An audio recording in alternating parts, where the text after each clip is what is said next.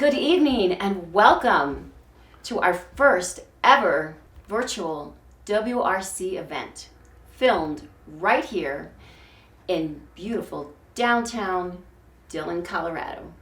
I'm Ann Hunsinger, the Executive Director of the Women's Resource Center of the Rockies. And with me is our co-host, Dan Burnett, who is one of our number one champions of our ministry and the owner of this beautiful building. Yes. Isn't it it's a great time to have virtual events. Yeah. And thank you for agreeing to co-host this event with me. This is going to be fun. This should be fun. We've got some good stuff coming. We do. What is this event called? Our event is called Standing Strong, Together and Apart. We chose that theme because the times we live in. Because of the times we live in, that even though so many of us are having to live apart, we do still stand together and stand strong for the sanctity of life and defending the life of unborn children and following God's mandate to minister to those who need help and need hope. And the Women's Resource Center is really going right now. This new person that you have working with you, not so new anymore actually now, it's been a couple months. No. What's the deal with her, the mystery person? Her name is Maggie Runte. We hired her in March, and here's Maggie to tell her story. So about 5 months ago, Ann, I came in just to be a volunteer. And then Ann asked me if I wanted to be the director of client services. And I was like, well, and thought about it, prayed about it, talked to my husband about it. He encouraged me, and here I am. I've been here a short time, so I haven't had that many clients, but I would have to say Kaylin was above and beyond. It was just nice to see the process she went through from beginning till up until this point. Just very positive in how the Lord worked in her life, and just spectacular for me to experience, and very encouraging to see that. If it's me trying to put together a search and rescue mission that can go well to pluck somebody off of the Peak 3 like we did a couple of days ago, but you're in the same deal. You've got a hard job because you've got to put these teams together that make the difference of whether a pregnancy goes on or not, and that's what this center is set up to do, and it's a dangerous business. Yes, we have a lot of teams. We have, our team with Maggie and the volunteers who are client advocates who meet with clients. We have a whole team of women who are our event committee volunteers, and one of our most important teams are our prayer warriors that have committed just to pray for the center, pray for the clients who are just vital to this ministry. So let's go and hear from them right now. I am a firm believer that effective prayer is always based on the Word of God, because that's what gives us the motivation and the conviction to pray. So verse 8 says, "Speak up for those who cannot speak for themselves. Ensure justice for those being crushed. Yes, speak up for the poor and helpless, and see that they get justice." I always think that I pray from a position of love, because when I think about Jesus' finished work, he already bore the sin of all those who have been involved in abortion. So the forgiveness for them is already there. And it's like, I think about John Newton, who was a slaver, and it was the grace of God. He's the one that wrote that hymn, Amazing Grace. And it was only the grace of God that opened his eyes to what he was doing. And I think it's the same for people involved in abortion. And when I think about Abby Johnson, and her connection with Sean Carney, they never condemned her. All they did was talk to her and love her and answer her questions and just pray for her. And her heart was changed, but it was the Holy Spirit that changed her heart. So some of you might think, well, I'm just a little person. You know, if I pray, is it going to make a difference? Because that thought comes to me sometimes. You know, do my prayers really count? And the Lord said, yes, they do. And Jesus gave us the authority of his name. So those things really make a difference. And so you can pray with confidence that, yes, God hears your prayer. He hears my prayers, and they do make a difference. My name is Todd Schmidt. I am one of the male mentors here at Women's Resource Center, and it's been a real blessing to be that.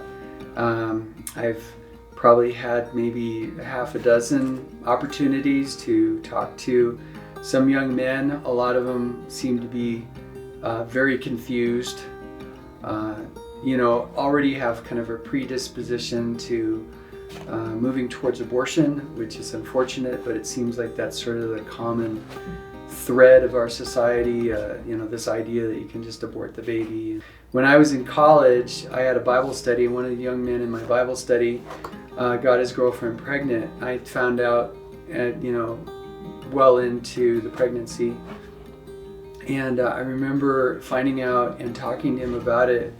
And I just remember saying, I feel like I'm trying to keep you from going over a cliff. I feel like you don't realize this is a cliff. And he and his girlfriend had the abortion anyway. And I always every time I think about it, I just grieve. I grieve about that. Like, why didn't I try harder? Why didn't I offer to take the baby, do something? I think that's the driving impetus, is why I've been a part of this. Why I consider it such an honor to have another chance to try to talk somebody else out of that decision. In fact, I know one of the guys that I talked to here one time. He was just seemed like a very angry individual, didn't care at all, didn't want the baby at all, and just a very callous individual. But the minute I kind of brought in the idea of God, it was almost like God opened his ears for a second, and all of a sudden he was very attentive. And so it was a neat opportunity to talk to him. And it wasn't me, it was just like I felt like God stepped in and said, this guy needs to hear about me, So anyway, it's been a blessing to be at this in this time and being able to be a male mentor here. I know I'm not supposed to tell search and rescue stories, but Oh, no. another thing that I'm really involved with is mountain rescue. Well, the reason why people get involved with mountain rescue, that they get on the team with mountain rescue, is because they want to be part of a team that saves somebody's life. If you want to be on a team that saves somebody's life, the Women's Resource Center is where it really happens. And it's not that you're going to get your name up in lights, but it is, you can actually see the difference that you make here. Yes, we are about saving lives, not just the lives of the unborn children, but the lives of their mothers and their fathers and the grandparents. Everybody needs encouragement, everybody needs hope, and everybody needs God, and that's why we're here. So we've got this schedule of all these people that are joining us virtually. Yes. So tell me about a few, or tell me about them. Number one is Dr. Steve Foley. He is the doctor, an OBGYN, who reads and signs off on all of our obstetrical ultrasounds for our clients. And without him, we would not be able to provide that service. Let's go to our interview with Steve right now. Becoming an OBGYN, you're confronted with most abortions are done by OBGYN doctors, unfortunately. And a lot of, OBGYN doctors are pro-abortion and not pro-life. And some of them use the excuse that, well, women used to die because of illegal abortions. But they're not taking into account that person inside the baby, inside the mom, is a separate human being, has separate genetic makeup. It is not their body. Life begins at conception, It's a totally separate DNA organism, if you would, if you can call human beings organisms. I don't really like to use that term, but it's something separate and special in the eyes of God. And if we treat a fertilized egg as that, then that solves a lot of questions. Should we do this? Should we do that? Well, are we treating that new genetic person as a person and not as just as a group of cells? So I was reading this morning Ravi Zacharias's book, the in regards to abortion, and it's kind of interesting. It's just my time to read that this morning, and he was talking about one of the senators who was in the process of discussing cloning. Actually, took a piece of paper, put a dot on it, and said, "We're talking about something that's this big. So why are we talking about it? It's okay to throw something away that's this big." Well, I think he forgot the fact that he was one time that big, and there was no difference in the genetic makeup between then and a human being at 60 years of age. They're all the same genetic makeup. So let me tell you one quick story, if I may. As a resident of OBGYN, some residencies required you to do abortions. Fortunately, most didn't, and I would not be an OBGYN if I would have had to do abortions, because I, at that point in my life, felt very strongly that that was taking a life. But they did ask us to observe some, and I really prayed about it and really talked to my wife, and it really felt like that was an opportunity for me to be able to say, you can't tell me I don't know what I'm talking about. I've been in the room. So, we had a doctor in our OBGYN residency that used to do what we call DNEs. So they would put seaweed in the cervix, dilate the cervix up. The next day or two, come in, and babies that were somewhere between 16 and 20 weeks, he would just dismember and remove them and put them on a tray to make sure he had all the parts. So they asked me to observe those, and as difficult as that was, what was fascinating to me was that right before he would break their bag of water, which at that point they had enough water that the mom could feel it, he would always say, "You're going to feel something warm," which was the amniotic fluid, "but it's not you." And I just thought that was just unbelievable, that that side of the argument can't take it all the way through. They have to change right at the last instant in order to, quote unquote, make the patient feel better. So, but it's true, it's not you. So, but to use that argument to it's okay to do the abortion and then turn right around and say it's not you was so hypocritical. It was just pretty unbelievable. So my wife works for the Trump administration, and I'll just mention the fact that the Trump administration is the most pro-life administration we've ever had, from top to bottom. She was in charge of the pregnancy center in Colorado Springs for 6 years, so she did have some opportunity to do this, along with doing the sexual risk avoidance sex education. To say abstinence is kind of taboo at this point, but to be able to teach people that sex, has risk, and it is a risky behavior, and the best option for you until you're in a committed, long-term relationship, which we like to call marriage, but can't always mention that in the secular world. But then it's a great thing. But otherwise, there are risks involved, and so many people in that world don't want to discuss the fact that there are risks. So she's been having a great opportunity to impact that. So, and she was also intensely involved in the fact that Planned Parenthood did not get $60 million worth of funding this past year because of the Trump administration rule, but then she had responsibility for carrying that out. So I think that's pretty cool too. So I had a mother that had a baby that was deformed in utero, that they wanted me to talk to and counsel when I was back in Indianapolis working there. And, I was really concerned because, from a medical point of view, I mean, this baby was not going to survive. So it was not going to make it outside of the uterus or the womb. Going to counsel this patient was pretty fascinating, because the first thing she said was, I don't want to do anything to my baby. So, and that made it pretty straightforward. If you believe that it's a baby, then you treat it as a baby. So, and that was, pretty impactful for me. Just, if we just can show people, and that's what ultrasounds do, if we can just show people that this is a separate life, it has life. So I think it was Francis Schaeffer said, if it's not life, what is it? And if it's not alive, why kill it? So, I mean, it is life, and it is a separate life.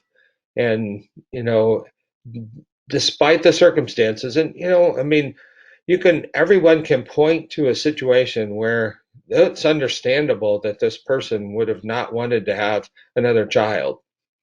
They've already had several children.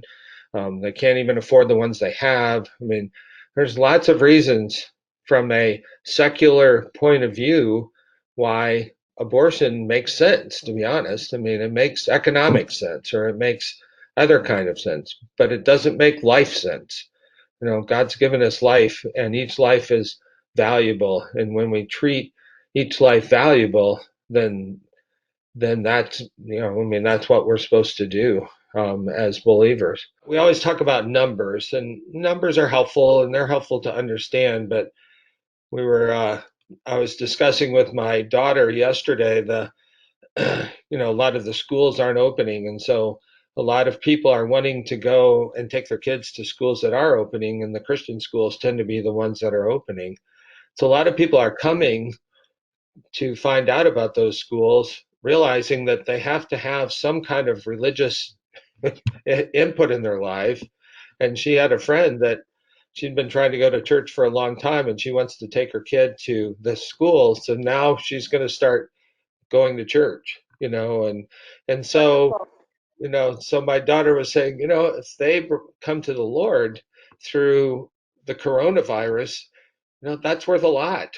I mean, the scripture talks about the great joy of one person coming to know the Lord. So we can't only just look at numbers, and I think sometimes people get discouraged that more people don't come in, more abortion-minded people don't come in.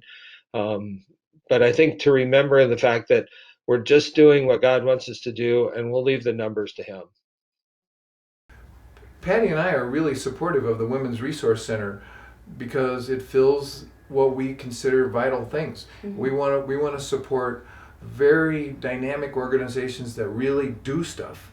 We also want to support locally, and we want to do things that are where you could be part of a team, where there's lots of people throwing in their talents, their resources to, in this case, save people's lives. We love our ministry champions because it's because of them, because of you, everyone watching, whether you're at home or whether you're at a host home, because of you that the Women's Resource Center has continued with its doors open for over 10 years, serving women and men in unintended pregnancies. So let's hear now from one of our champions. I remember when it was just an idea, and Lisa Suba was trying to get it going, and she needed some people to be involved in helping out financially, and my husband and I felt like we could help out with that, and we believed in the cause, protecting the unborn and supporting women and men when they find out that they have a little life in her body. Yeah, and I think that's what I love about the Women's Resource Center is that the emphasis is on the child, the unborn child, yes, but also especially the support you give to the women. And that's what I think society is saying, that your only choice is to abort a baby when it's unplanned.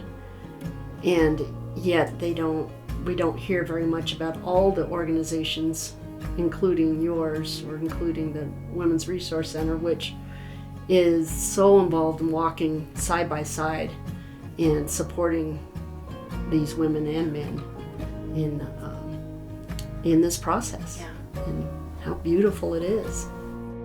I feel strongly about our money is not our own, that we are blessed, and that we have to go open-handed. And then I think you need to be really generous with your money, because we are so blessed in the United States.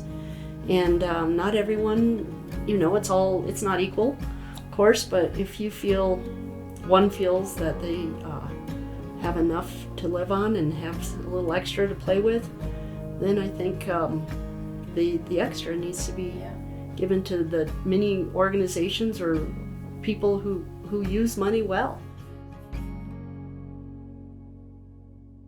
I'm excited. We actually get to see real life clients. These aren't actors. These are the real thing. They are not actors. I am delighted to share with you the stories of Kaylin, and just for you to hear the impact of the Women's Resource Center on their lives. So in February, life was probably the best it's ever been. I had gotten off a medicine that I was taking 4 times a day, and I was able to work a job and not call out sick like I had been recently, and I was able to snowboard, and everything was awesome. It was really easy. So when I found out I was pregnant, I booked a flight 24 hours later to go home to Florida, and I went with my sister to a center that was over there. And they were not like you guys. They had told me, you have some different options, but one of them is also abortion. And I just felt uneasy about that because I had grown up in a Christian home, so I always knew I didn't agree with that.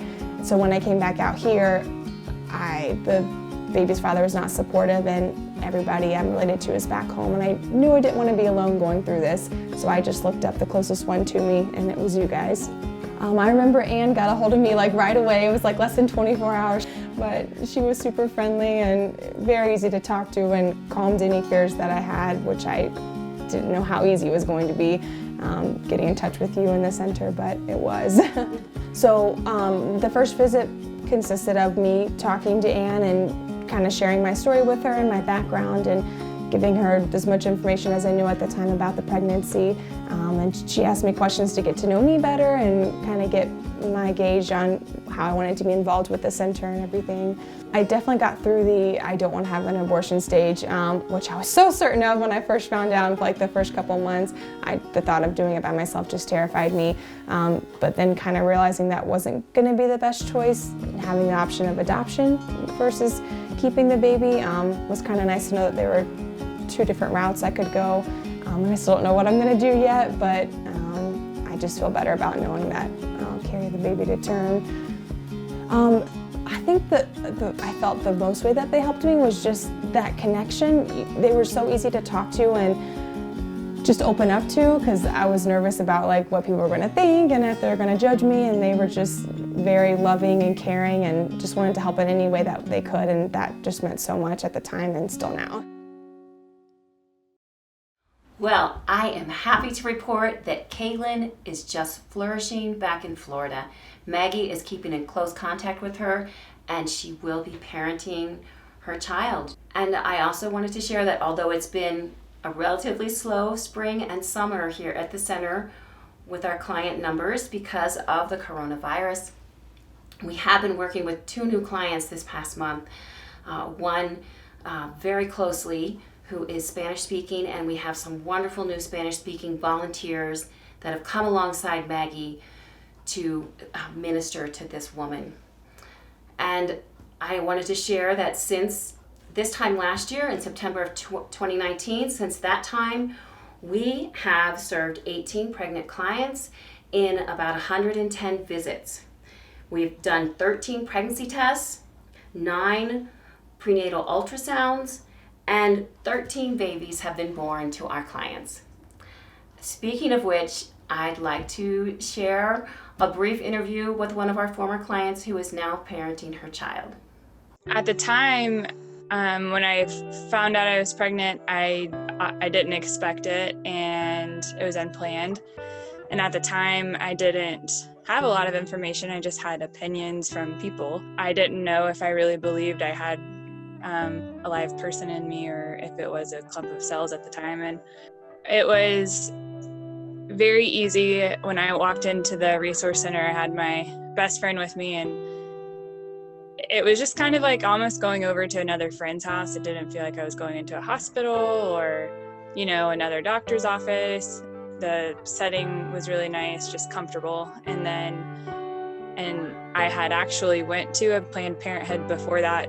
That was a different experience. I didn't feel like pressured in any way, but I definitely wasn't able to get an ultrasound or any other information other than, yes, you're pregnant and you have 2 options, but no information. And this was a different experience in that I felt like I had all the information I could have, including being able to see what was happening inside of me. This is Benjamin Jr., and he's 10 months today. He was born November 1st last year, 2019. And I think one thing I wanted to say, you asked what the greatest benefit was, and obviously I can now say it would be my son.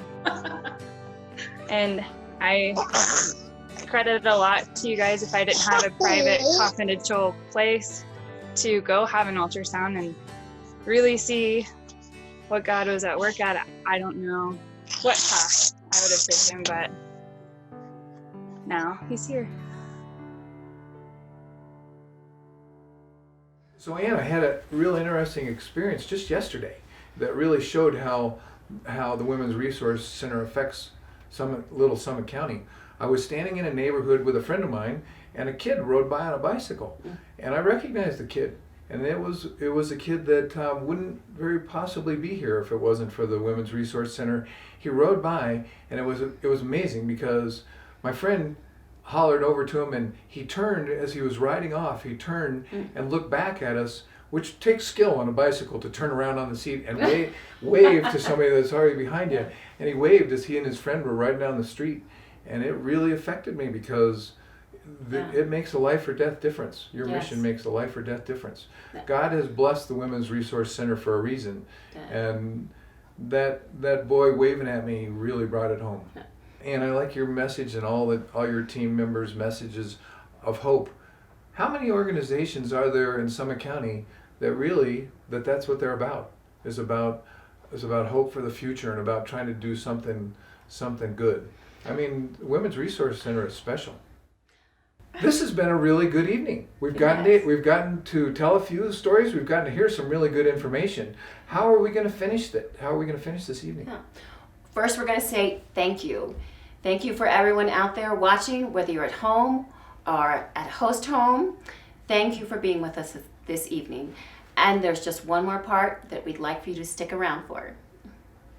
Good evening. My name is Matt Schroeder, and I serve as the treasurer of the Women's Resource Center and a member of your board of directors. On behalf of your board, the center staff, our wonderful volunteers, and most importantly, our clients, I want to thank you for standing strong with us this evening. You've heard some amazing stories this evening from our medical staff, our prayer warriors, our ministry champions, and most importantly, the clients that we serve. These are truly amazing stories that you are having a direct impact. Without you, it would not be possible. We could not do this without you. We could not offer life-affirming choices to vulnerable men and women who walk through our doors and seek our help. You make it possible for us to offer services right here in Summit County, as well as Eagle County and Park County and Lake County. We couldn't do it without you. In fact, I'm pleased to announce that this evening, several of our ministry champions have offered a $10,000 matching gift for us for those who stand with us within the next 72 hours. Please consider making a generous gift. Please also consider being a monthly donor or increasing your monthly gift. Stable monthly funding is crucial for us to effectively act and serve and steward the resources that you have entrusted to us. And now I would like to ask our host to work with you. Please make your gift. God bless you. Thank you for standing with us, and good night.